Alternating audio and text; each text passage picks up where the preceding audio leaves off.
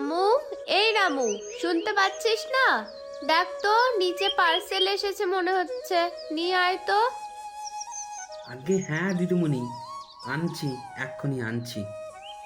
বৌমা, এই কদিন দেখছি প্রতিদিনই পার্সেল আসছে। কি এত অর্ডার করছো তুমি? এই নিন দিদিমণি, আপনার পার্সেল। হ্যাঁ, দে দে, এটার জন্যই আমি কখন থেকে অপেক্ষা করছিলাম। দাঁড়া রামু, এটা আমার হাতে দে, দেখি তো ওর মধ্যে কি আছে। এ কি, এটা তো একটা কালো রঙের ড্রেস। তুমি শাড়ি থুয়ে আজকাল এইসব ড্রেস পরবে নাকি? হ্যাঁ মা, এখন থেকে আমি এমন ড্রেসই পরবো। আপনার ছেলে যা রোজগার করে তাতে আমাদের সংসার চালাতেই শেষ হয়ে যায়। নিজের তো কোনো শখই পূরণ করতে পারি না। তাই ভাবছি টিকটকে ভিডিও বানাবো। টিকটকে ভিডিও বানালে বুঝি টাকা ইনকাম করা যায়? কে বলেছে এসব তোমাকে? হ্যাঁ হ্যাঁ, যাই তো। আপনি ওসব বুঝবেন না। আমি এখন আসছি, আমাকে আবার অনেক ভিডিও বানাতে হবে। এই বলে সুমনা ঘরে চলে গেল। এদিকে সুমনার শাশুড়ি কিছুই বুঝতে পারল না যে টিকটকে ভিডিও বানিয়ে কি করে টাকা রোজগার করবে। তাই তিনি ভাবলেন, রাতে যখন ছেলে অফিস থেকে বাড়ি ফিরবে তাকেই নয় জিজ্ঞাসা করে নেবে।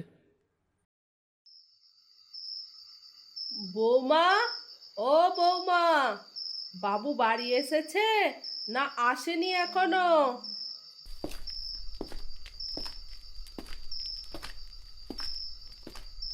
এই তো মা, 5 মিনিট আগে আসলাম। বলো, কি বলবে? আর বলিস না খোকা, বৌমা তো সেই ছোট ছোট পোশাক অর্ডার করেছে। বলছে নাকি এগুলো পরে সে টিকটকে ভিডিও বানাবে আর টাকা রোজগার করবে। তোর টাকায় নাকি তার শখ পূরণ হয় না। তাই এটা কি সত্যি? না না মা, সুমনা তো আমাকে এ ব্যাপারে কিছুই বলেনি। তাই ভাবছি, আমার অ্যাকাউন্ট থেকে প্রত্যেক দিন এত টাকা দিয়ে কি শপিং করছে। হ্যাঁ বাবা, আমি তো কিছুই বুঝলাম না। তাই আমি ভাবলাম তুই আসলে তোর থেকেই নয় জেনে নেব।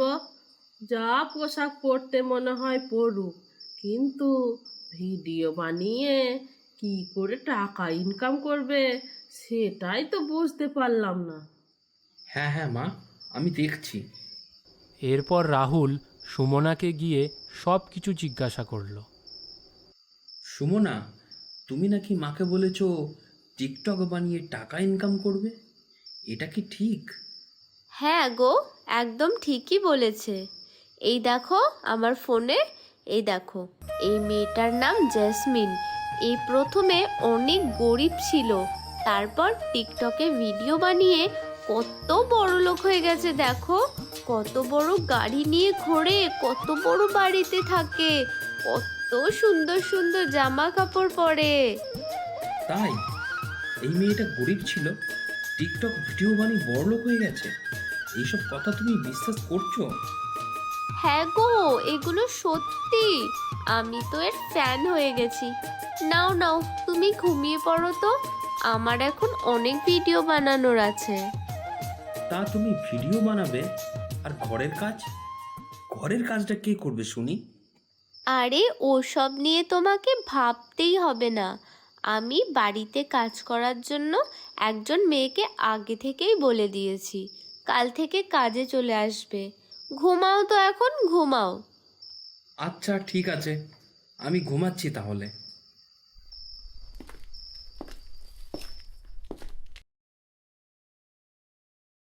পরের দিন সকালে সুমনাদের বাড়িতে এক কাজের মেয়ে এসে হাজির হলো। ও, তুমি এসে গেছো? আসো আসো, ভিতরে আসো। মা, কোথায় গেলে গো? হ্যাঁ বৌমা, এই তো আসছি। এই তো মা, এই দেখো, এই হচ্ছে রূপা। এই আজ থেকে আমাদের বাড়ির সমস্ত কাজ করবে। রামু বলেছিল কাল পর্যন্তই শেষ কাজ করবে, তাই আজ ভোরেই পেমেন্ট ক্লিয়ার করিয়ে বাড়ি চলে গেছে।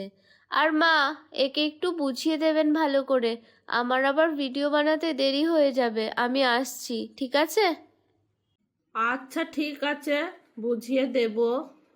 তা রূপা, সব কাজ করতে পারো তো? ঠিকঠাক করে করতে পারবে তো? হ্যাঁ দিদিমণি, আমি সব কাজ করে নেব, আপনি কোনো চিন্তা করবেন না। এমনভাবে কিছুদিন চলার পর সুমনার শাশুড়ি কমলা দেবী একদিন হঠাৎ অসুস্থ হয়ে পড়েন। রূপা, তো দিদিমণিকে একটু ডেকে নিয়ে আয় তো, আমার শরীরটা একটু ভালো লাগছে না। ঠিক আছে মাসিমা, আমি এক্ষুনি ডেকে দিচ্ছি। তারপর রূপা সুমনাকে ডাকতে গিয়ে দেখল সুমনা রিলস বানাচ্ছে এবং রূপা ঘরে আসাতে সুমনা রেগে গেল রূপার উপরে। তুমি আমার ঘরে এই সময় আসলে কেন? তুমি জানো না এখন আমি রিলস বানাচ্ছি? দিলে তো আমার রিলসটা নষ্ট করে। দিদিমণি, মাসিমার শরীরটা খুব খারাপ, আপনি একটু চলেন, আপনাকে খুব ডাকছে। দেখো, ওনার বয়স হচ্ছে, এই সময় একটু শরীর খারাপ হবেই। তুমি ওনাকে বলো আমাদের ফ্যামিলি ডক্টরকে ফোন করতে, উনি এক্ষুনি চলে আসবে। এই কথা শুনে রূপা সুমনার ঘর থেকে চলে আসে এবং কথাগুলো সব সুমনার শাশুড়িকে খুলে বলে। বৌমা তোমাকে এই কথা বললো, একবারও আমাকে দেখার প্রয়োজন মনে করলো না? কি এমন টিকটক ভিডিও বানাচ্ছে যার জন্য অসুস্থ শাশুড়ি মাকে দেখতে আসতে পারবে না? এতটাই সে ব্যস্ত হয়ে গেল। না, ও রূপা, তুমি ফোন করো ডাক্তারকে। এরপর রূপা সুমনাদের ফ্যামিলি ডাক্তারের কাছে ফোন করে অতি শীঘ্রই বাড়িতে আসার জন্য বলল। ডাক্তারবাবু, মাসিমার শরীরটা ঠিক আছে তো? এখন একটু কমেছে, কিন্তু একেবারে ঠিক হয়ে গেছে সেটা বলা চলে না। মাসিমা, আপনাকে কিন্তু খুব সাবধানে থাকতে হবে। বাইরের খাবার দাবার একদম বন্ধ। আর আমি কিছু ওষুধ লিখে দিচ্ছি, সেগুলো টাইমে টাইমে নিয়ে নেবেন। হ্যাঁ ডাক্তারবাবু, আপনি ওষুধগুলো লিখে রূপার হাতে দিয়ে দিন। বাবু আসলে বাবুকে বলবো ওষুধগুলো আনার কথা। আচ্ছা, আমি তাহলে চলি, এখন একটু তাড়া আছে। আচ্ছা আচ্ছা।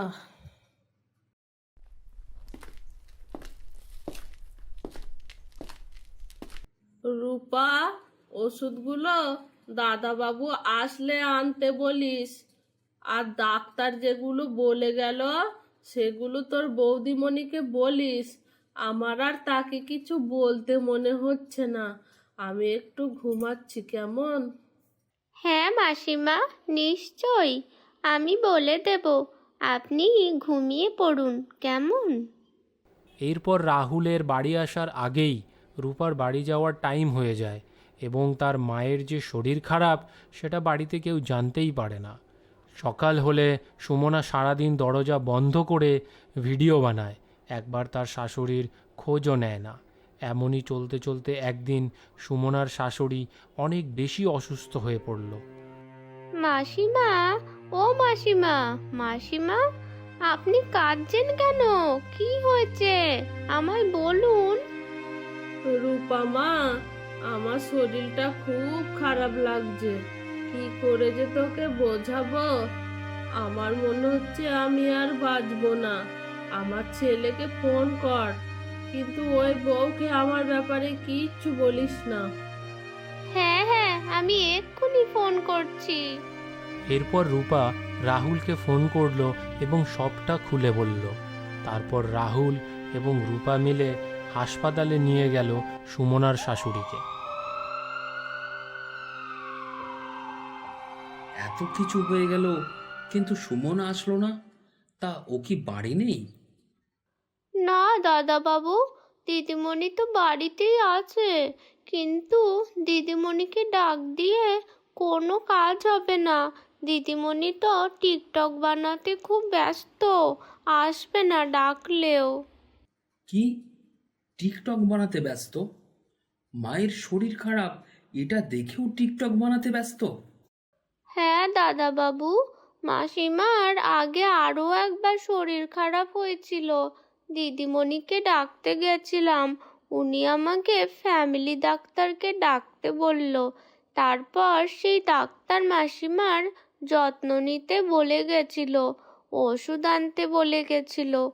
আপনি আসতে আসতে তো আমার ছুটি হয়ে যায়, তাই আমি ভাবলাম সুমনা দিদিমণিকে বলবো, কিন্তু ওনার তো টিকটকের ভিডিও বানানো শেষই হয় না, তাই ওনার সাথে আর কথা বলতে পারিনি। এত বড় কথা? দাঁড়াও, আমি এখনই ফোন করছি।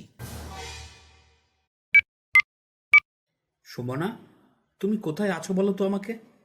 হ্যাঁ, হ্যালো, আমি তো বাড়িতেই আছি। বলছি, তোমার লজ্জা হয় না? তোমার শাশুড়ির শরীর খারাপ, তুমি তার দিকে একটু খেয়াল না রেখে তুমি টিকটক বানাতে ব্যস্ত। মায়ের শরীর খারাপ? মায়ের কি হয়েছে? আমি তো কিছুই জানি না। তুমি কোনোদিন জানার চেষ্টাও করোনি। রূপা আর আমি মিলে মাকে হসপিটালে নিয়ে এসেছি। কি কি বলছো এসব? মা হাসপাতালে আছে? আমি এক্ষুনি আসছি, ওখানে গিয়ে আমি সব বলছি তোমাকে।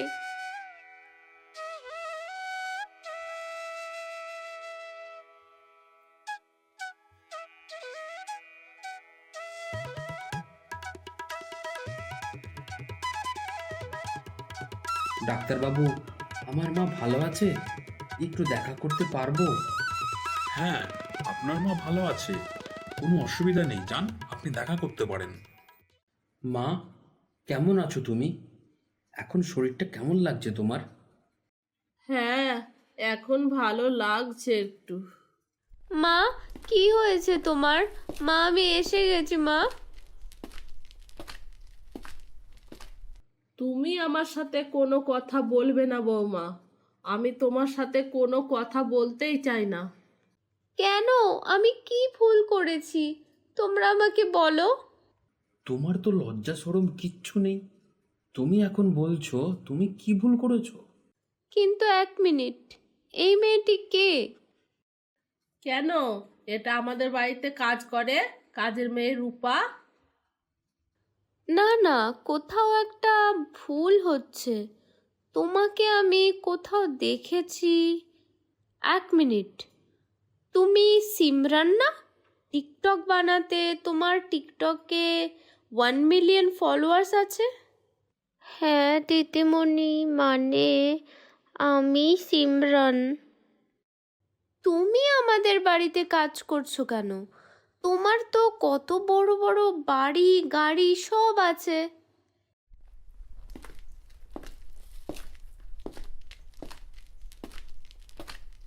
এ কি, তুমি চলে যাচ্ছ কেন? আমি তোমার অনেক বড় ফ্যান, কিন্তু তোমার এই অবস্থা কি করে হলো? আসলে দিদিমণি, ওগুলো সব মিথ্যে কথা ছিল। আমি একটা অনেক বড় লোকের বাড়িতে কাজ করতাম। ওই গাড়ি বাড়ি তাদেরই ছিল, আর জামা কাপড়গুলোও তাদের ছিল। এগুলো দেখিয়ে ভিডিও বানিয়ে আমার অনেক ফলোয়ার্স হয়েছিল, কিন্তু একদিন বাড়ির মালিক সব জেনে গেছিল বলে আমাকে কাজ থেকে বের করে দিয়েছে। কিন্তু তোমার ফলোয়ার্স তো হয়ে গেছিল, তার থেকে তো তুমি অনেক টাকা কামাতে পারতে। ব্র্যান্ড থেকে কত প্রমোশন আসতো, তার থেকে তো ইনকাম হয়। তুমি আমাদের বাড়িতে কাজের লোক কেন হয়ে কাজ করছো? আসলে দিদিমণি, ওগুলো থেকে কোনো ইনকামই হয় না। ওগুলো সব মিথ্যে কথা।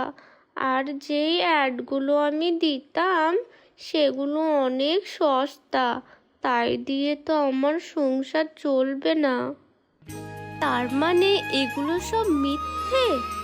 তোমাকে দেখে আমি এতদিন মিথ্যে স্বপ্ন দেখেছি।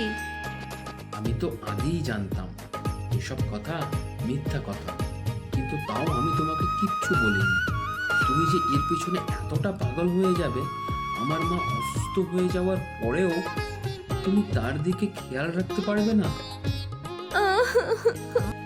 হায় রে ভগবান, মা আমাকে ক্ষমা করে দাও।